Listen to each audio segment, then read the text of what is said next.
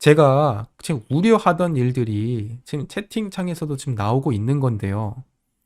애초에 제가 방송은 다른 걸 했는데 시청자분들은 계속해서 김경률이 사과해야 된다. 아니다. 이건 할 말은 해야 된다. 이걸로 지금 이제 막 말이 나오지 않습니까? 제가 애초에 이 상황을 우려한 거예요. 저는 이 김경률 비대위원에 대해서 페이스북 글도 제가 팔로잉을 해왔고 민주당이 아주 날카롭게 비판하는 거에 대해서 제가 참 열심히 재미나게 지켜봤고 지지를 해왔는데 전 이번에는 김경률 비대위원께서 저는 큰 실수를 했다고 생각합니다. 무슨 말이냐면 잘못된 건 짚고 가야 된다. 사과를 하고 가야 된다. 박근혜 대통령이요. 그 JTBC의 태블릿 PC 보도 이후에 며칠 뒤에 사과를 했죠. 상식적으로 사과를 하면 제가 진짜 저는 좀 억울하지만 사과드리겠습니다 하면은 이게 정상적인 정치권에서는 아 그래요 뭐 실수할 수도 있지 알겠습니다 다음부터는 잘하세요 하고선 이게 넘어가면은 그러면은 이제 어떻게 보면 다른 이슈로 좀 더 중요한 이슈로 넘어갈 수 있는데 박근혜 대통령이 그때 사과한 그 기점을 시작으로 해서 탄핵으로 급속도로 이어진 거예요. 이것 봐라 자백했다 인정했다 책임져라. 저는 그 순간부터가 우리 대한민국이 무너지는 그 출발점이라고 저는 생각을 해요. 그럼 제가 지금 그 어떻게 보면 되묻고 싶습니다.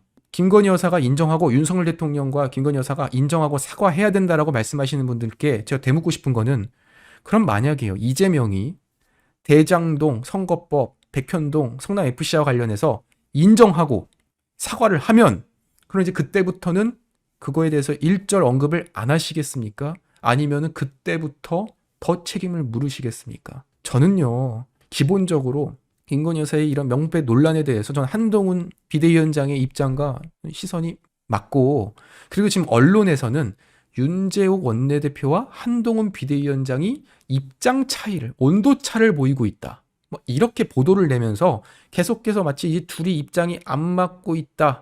이런 긴장 관계다라고 계속 보도를 하고 있는데 두 분이 말하고자 하는 바는 똑같습니다. 기본적으로 이러한 문제가 지금 거론된 것도 맞고 한동훈 위원장이 뭐라 했습니까? 국민 눈높이에 따라서 해결해야 된다. 그러면서 이제 윤재욱 원내대표는 뭐라 했습니까? 함정 몰카, 정치 공작에 대해서. 그러니까 이 두 분이 초점, 방점을 두는 곳이 조금은 다르죠. 그러니까 윤재욱 원내대표는 함정 몰카이고 정치 공작이다. 그리고 한동훈 비대위원장은 국민 눈높이라고 했지만 결과적으로 같은 거예요.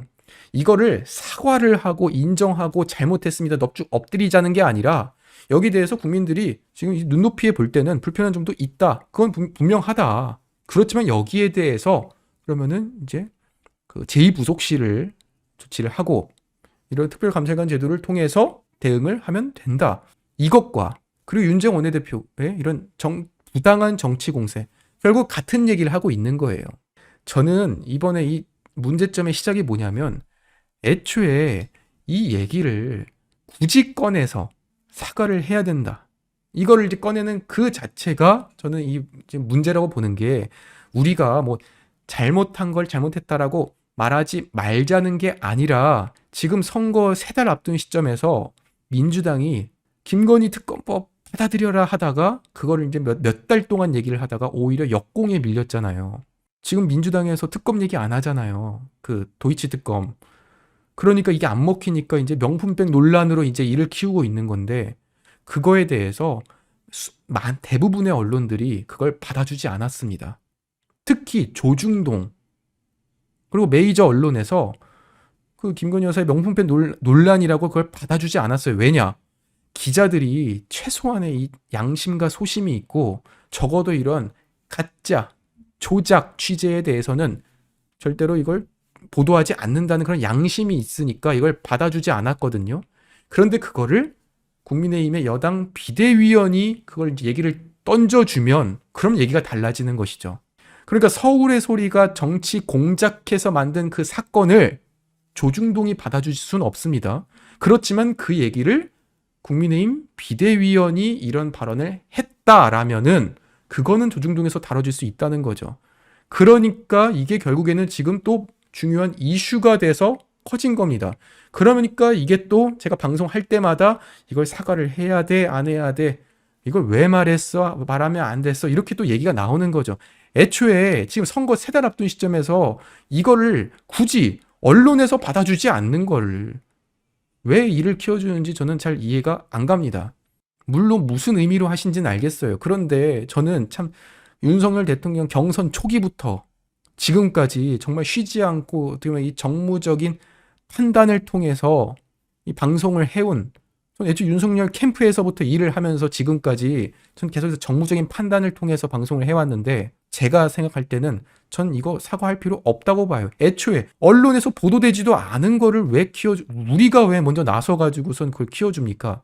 이건 마치 이재명과 민주당이 김혜경 법카 사건에 대해서 사과를 해야 된다라고 민주당 의원이 말하는 거랑 똑같은 거예요. 애초에 그러면 김혜경의 그런 법카 논란에 대해서 민주당은 침묵하고 있는, 왜 또 김건희 여사는 사과하고 인정할 건 인정해야 된다. 그럼 만약에 제가 김건희 여사가 인정을 하고 사과를 하는 그 순간 저는 윤석열 탄핵으로 가는 그 시작점이라고 저는 생각합니다.